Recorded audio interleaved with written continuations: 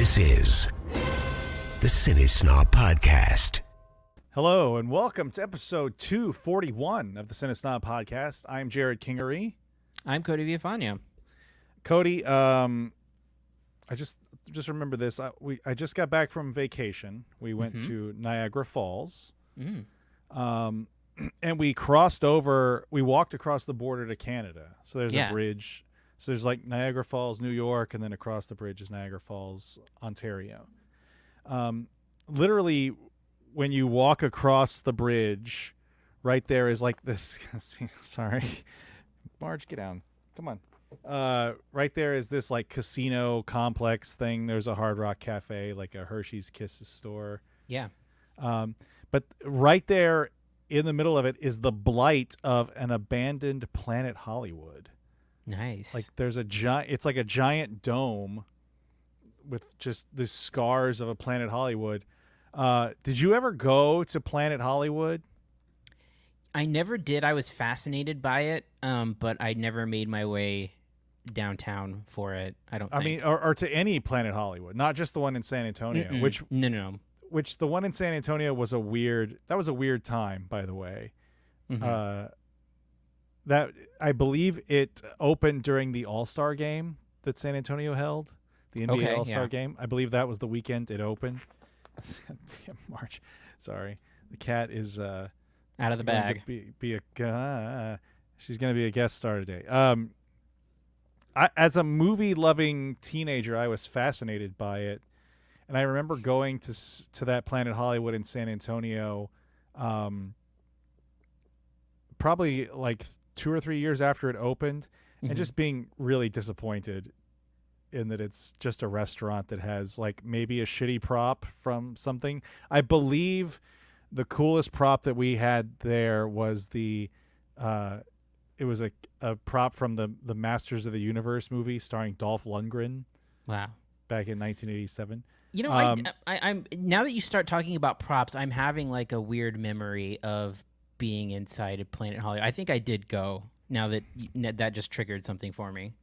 It's funny because we went to the Planet Hollywood. My wife and I, when we went to Las Vegas a few years ago, went to there's a Planet Hollywood casino that used to be the Aladdin Casino. It doesn't quite have the same vibe, but there was a Planet Hollywood restaurant, and I think the best thing they had was like a phaser prop from Star Trek II. Yeah. I have a picture of it somewhere. It never quite caught on the same way Hard Rock Cafe has. Even though it seems like it'd be a no-brainer. I mean, shit, Embassy here in San Antonio has better props than that in their lobby. Oh, what do they have? Shit, they had like Thor's hammer for a legit little one? while. Yeah. Yeah, they had a Ron Burgundy suit from Anchorman. Really? Yeah. All in the lobby, and then throughout they had like Mendel's boxes from Grand Budapest Hotel, throughout in the lobby, and then throughout the walkways. So was this part of their remodeling effort? That's a weird. Yeah. That seems like a weird theater to put that stuff in. Like it feels like it would be in their marquee theater. Yeah, but have you been in the Embassy since it's been remodeled? I know I did. Has it been remodeled since in like the last 7 years? Because I know I went there, and they had like big giant mirrors, which seemed new. Yeah. Well, here, let me show you here. I'm going to screen share for those of us watching here. Give me 1 second. So like that was Thor's hammer at Embassy. Really? Wow. And then you'll see Ron Burgundy's suit. I think this was Brad Pitt's uniform from Fury, Independence Day uniform, Grand Budapest Hotel. That's impressive. I'm very Matt Damon's helmet from The Martian. Wow, it's really cool. Sandra Bullock's shoes from The Blind Side. That's less cool, but this was from the Terminator. Robert Patrick's. Oh, Terminator 2. Yeah. Yeah. Wow. This is from The Revenant. What a weird place for that stuff to be. Iron Man 2 battle drone leg. I like when they can only get like part of something in there. Yeah. Like, oh, this is just a little piece of it. So that's like Ron Burgundy's suit from the beginning of the movie. Mm-hmm. Yeah. Wow. It's super cool. I remember when the first time they reopened, and walking through there, I'm like, wait a second, is this real? And then like you see like the indicators, like there's little markers and then pictures and stuff of them like on set. So yeah, it's a really cool memorabilia collection. And I think, when they remodeled it, that became like the upscale theater in town. So like, and now it's like one of the only places that plays indies. It took a lot of the Bijou programming. So it's sort of like the movie lovers kind of place. And so they've got all the memorabilia there. Looking back, I remember seeing like the Planet Hollywood here in San Antonio. I remember seeing like something that was like ridiculous looking. Or, well, not here in San Antonio, obviously I'm in Austin, but that it's weird how that like Embassy, like this small town theater chain, I mean essentially is blew away whatever the big time Planet Hollywood had. That was a huge grand opening. I just looked it up. It closed in 2001, so the Planet Hollywood has been gone from downtown San Antonio for most of since September 11th, basically. I read that was what they were trying to make an excuse about, was the economic decline since September 11th. But anyway, so yeah, this apparently the Planet Hollywood in Niagara Falls, Ontario, closed in 2017, but it's literally just sitting there as a giant eyesore, like the first thing you see when you walk across the border. Yeah. I just thought it was interesting. They still have the Hard Rock Cafe, which will never die, but they have like a pseudo Walk of Fame in the sidewalk, and there's still like Planet Hollywood stars there. I guess they just don't want to jackhammer up the sidewalk to take out the Planet Hollywood stars. But I have been to Niagara Falls once when I was like 15, so it's been a bit of time. So I don't have the cleanest memory of that area, but I do remember it a little bit. Did you go to Canada, the Canada side? Mm-hmm. Yeah, well, what we were told is that the better use of time would be just to stick to the Canadian side, just in terms of like views and... The views were better on the Canadian side. And the Maid of the Mist and everything. Well, the Maid of the Mist, we rode from the U.S. side. Well, there's a boat on either side. The Maid of the Mist is technically the U.S. side. You know what's always pleasant about crossing the border, and I don't know when was the last time you crossed any sort of international border, is the U.S. customs is always so fucking like testy. I don't know why. I don't know what it is about our country that just makes everything so suspicious and mean. Like they literally ask you like what your citizenship is. Like, motherfucker, I just handed you my passport. Like, are you trying to trick me up? Like, I don't understand. But walking over to Canada or driving over to Canada was way more polite. I mean, I know it's cliche, but it was. And we went to a Tim Hortons, which is they actually have in the U.S. side of Niagara Falls too. But did you get to go? Do you know the whole thing about A&W in Canada? No, I did see that there was an A&W nearby, but I don't know. Yeah, so the A&W in Canada is like a completely different thing, like a different menu, and it's supposed to be like one of the best fast food places that you can get in Canada, and so it's sort of, I learned that from Doughboys, but I gotta look that up. I did hear an Arby's commercial on the radio while we were in Canada. Is Ving Rhames doing the Arby's commercial advertising poutine? Ah, interesting. Which I was like, Arby's has poutine, or poutine, I should say. I had some poutine while I was there. Have you ever had poutine? I have not proper poutine, at least. Just gravy, just French fries covered in gravy with cheese curds. But it's on like every menu there. Also, we had some real life buffalo wings, like from the original Buffalo Wings place. I'm here to report to you that it doesn't really matter where you get your buffalo wings, because they're all fucking the same thing. So right. But yeah, I just thought the Planet Hollywood thing was interesting. That it's just this abandoned building, like immediately greeting you as you visit Canada. Yeah. Anyway, anything else to talk about before we move on, Cody? No, let's move on. We got a quick show today, so we'll talk about our one movie. All right, let's go ahead and get movie. Let's go ahead and get to reviews. Fuck. Here are this week's reviews. This week we have Vengeance. Tell me something that you love about where you live. Whataburger! Okay, great. Tell me about it. You want to go right now? Yeah, let's go. I'm ready. Just tell me about it. You're gonna love Whataburger, Ben. Oh, it's the best. What makes it the best? Wherever you are, there's a Whataburger. Yeah, it's always right there. Okay, and then when you get there, what do you like about it? What do you get? Whatever you want. You could order whatever you want, Ben. Right, but there are a lot of places like that. So let's say there's a McDonald's, a Burger King, a Sonic, and a Whataburger all lined up. Which one do you go to? Whataburger! Right. Why? Because it's right there!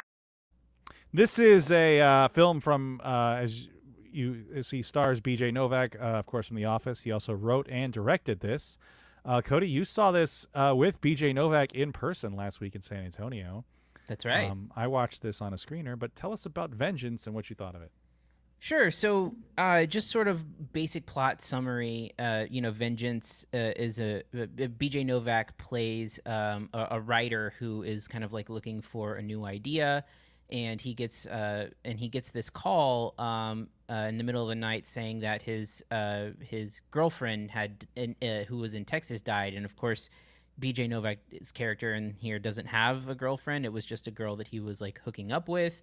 And so they want him to come down for the funeral, and he ends up going down for the funeral. And when he gets there, her family is very suspicious, thinking that she died under mysterious circumstances. And they ask him to stay to help kind of like track down who might have killed her and potentially get vengeance on them. And he decides to stay and record the whole process as a podcast, like a true crime podcast. Mm-hmm. And that's essentially the gist of the story.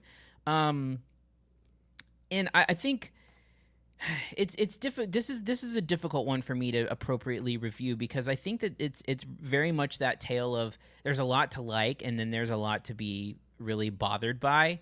I think on the plus side, I think Novak is a good writer. I mean, he wrote for The Office, and he's written books, and I think that there are moments of the movie that are really clever, really smartly done. Sort of like, it's like a black comedy. Oddly, it's a Blumhouse movie, which is weird because it's not anywhere near horror, but right. it is a Blumhouse movie. And I think that there are moments of the script where I think are really sharp, really funny.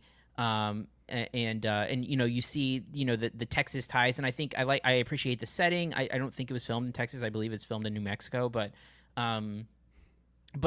clearly steeped in Texan culture, as you can hear from the Whataburger stuff that's there. And boy, is everybody in Texas eating that shit up.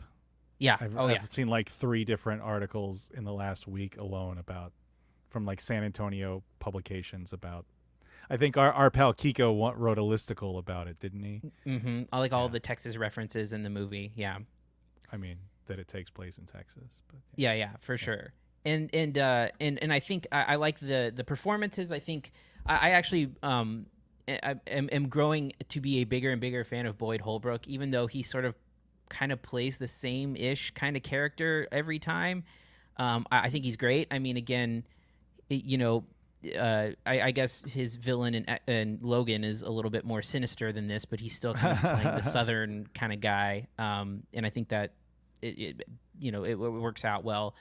I think where the movie, so as good of a writer as B.J. Novak is in his good qualities, I think that his identity as a writer shines through in also some negative ways. And I feel like the worst parts of the movie are the ones where it's clearly like really, really self-indulgent writerly bullshit. And I wish that there was less of it in the movie. And I think it really starts to come out in sort of like outsmarting himself in plot details at times. And then I think especially when we get introduced to the character that's played by Ashton Kutcher, it's sort of this like he plays this music producer who ends up being like more than meets the eye, in that he speaks like every single sentence he says is like the most profound shit you can imagine. And it's just one of those things where it's like, okay, like we get it. You're a writer. You're making this character this really profound,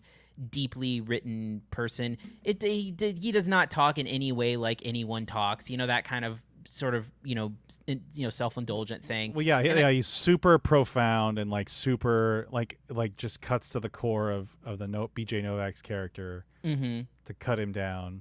Yeah, and I think that there are moments outside of that character, but especially with that character that don't really work for me. And then there's like I said, sometimes it's just the plot is a little bit overdone. I think there's this weird, like almost like completely useless red herring with like the one Hispanic character in the movie, where like I don't understand why that was even part of the movie.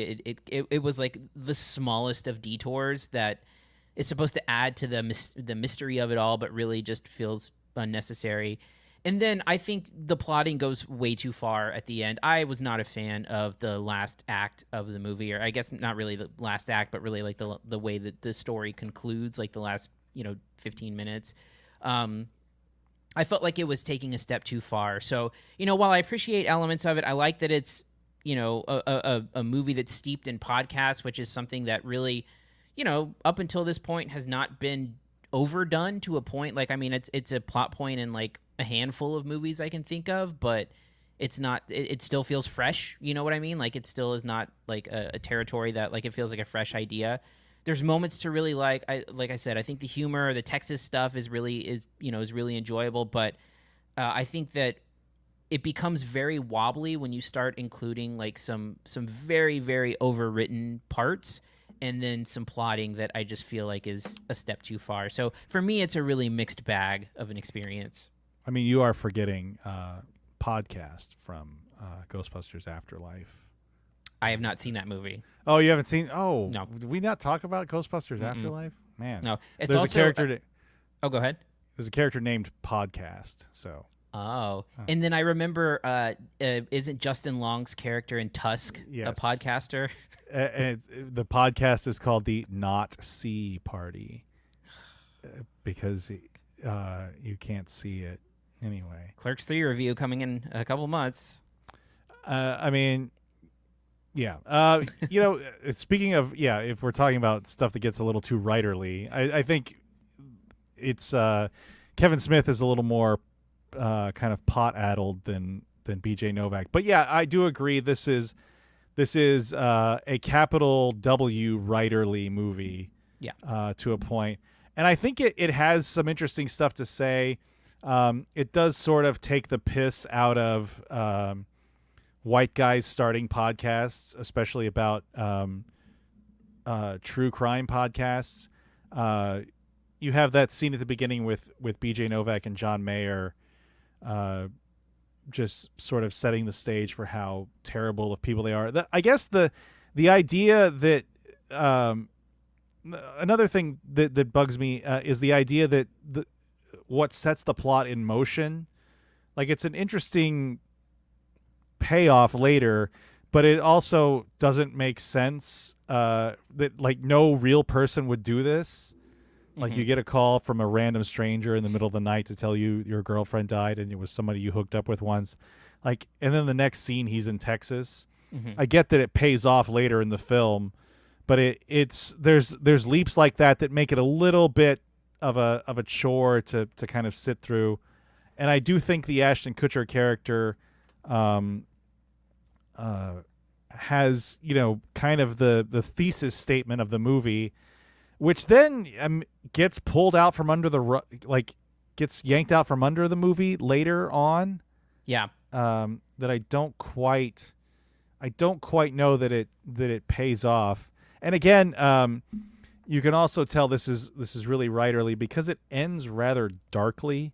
Yeah. It doesn't feel like an organic ending. It feels like a trying to make a statement kind of thing. Right, you know? right. That said, I enjoyed the movie for the most part. I think there is a lot of good there. I think there's some really good scenes, again, taking the piss out of stuff.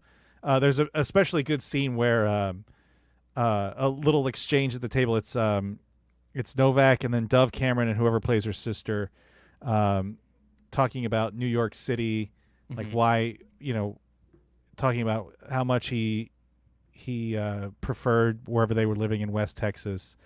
And they start to bitch about how shitty it is, and then he starts to talk about how shitty it is, and then they like immediately virulently defend it. Yeah. I think that's a great little scene.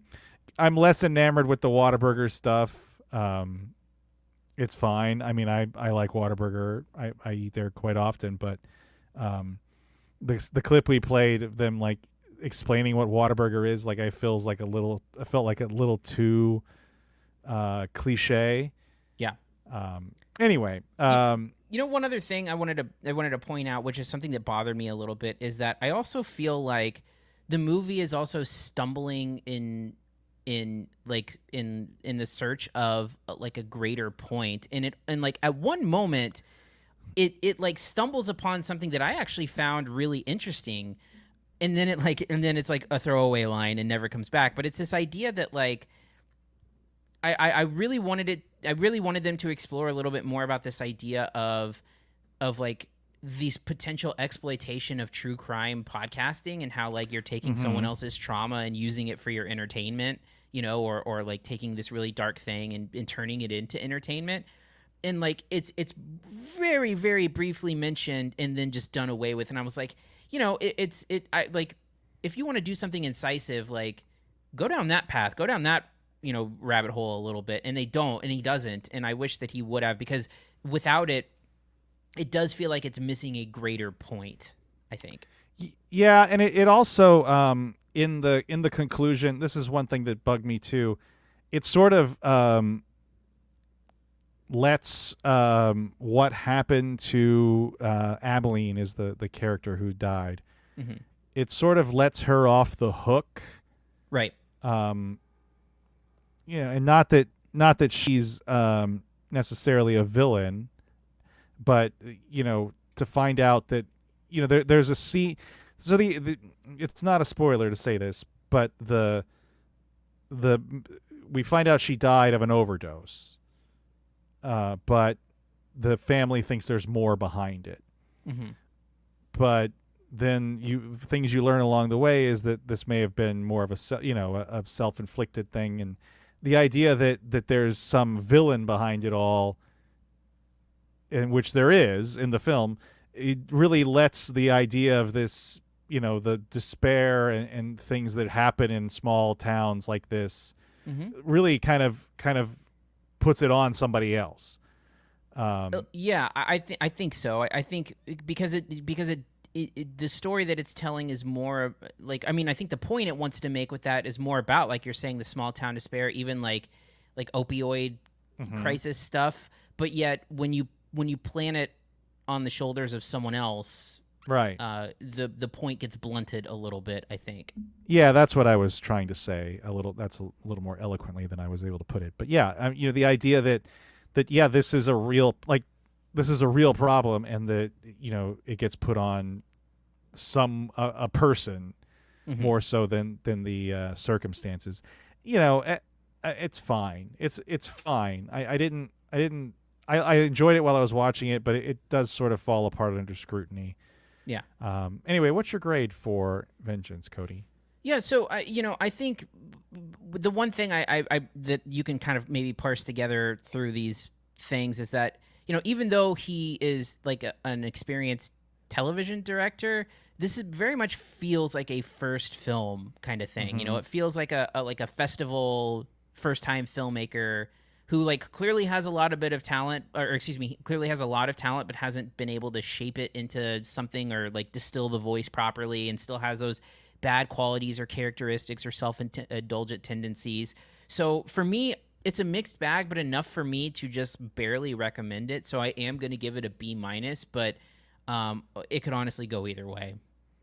Yeah, I'm gonna go the same way, a B-. It's weird that like Novak came from one of the biggest shows, of the last 20 years, writing and directing. I don't know how many episodes he directed. I know I've he got it in directed front some. of me. He directed 5 episodes of The Office.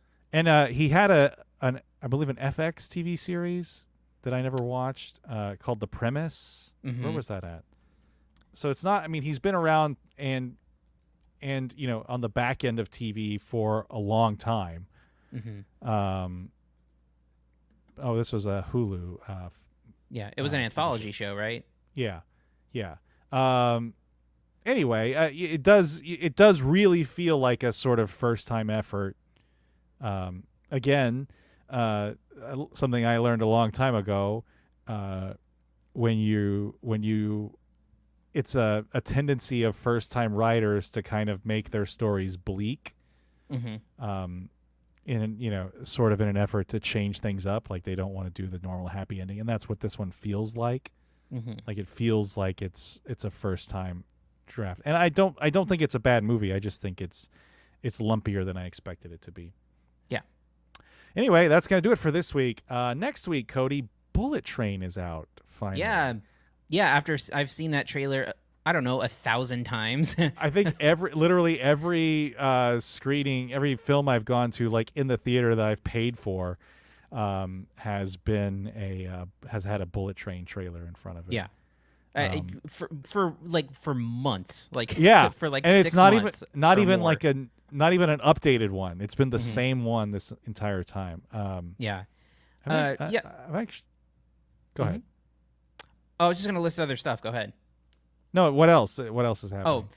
So we also have I Love My Dad, which was a movie that I saw at my favorite movie from South by Southwest opens. And then also, if we have time, Prey, the Predator prequel. It's a lot of peas. Oh yes, is opening on Hulu on next week as well. What is I Love My Dad? So that is the movie with Patton Oswalt, where basically he catfishes his son online, and it's very, very uncomfortable. Yes. Okay. All right. So we've got those going on. If you want to reach us, you can email us at podcast@cinesnob.net. You can find us on Twitter @CineSnob, Facebook CineSnobNet, YouTube.com/CineSnob. Cody, doing the ramble still? Yeah, Ramble Radio on Tuesdays, Fridays, regular Ramble on Wednesdays. Butler battle raging on. Final Four. The Final Four is set.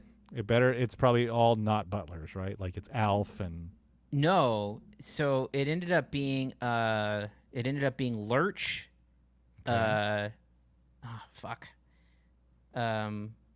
Alice from the Brady Bunch. Brady Bunch. Okay. And then it was I've got it in front of me. I should just look it up instead of trying to remember. It was Lurch, Alice, and then it was Mr. Belvedere, and then Jeffrey from Fresh Prince. Oh, okay. So mostly solid. butlers. Yeah. Housekeepers, one housekeeper and a butler. All right. Anything else before we go? Nope. That's about it. All right. On that note, I am Jerrod Kingery. I'm Cody Villafana. Thank you for listening to the CineSnob Podcast. To read reviews, interviews, and more, visit CineSnob.net. See you next week.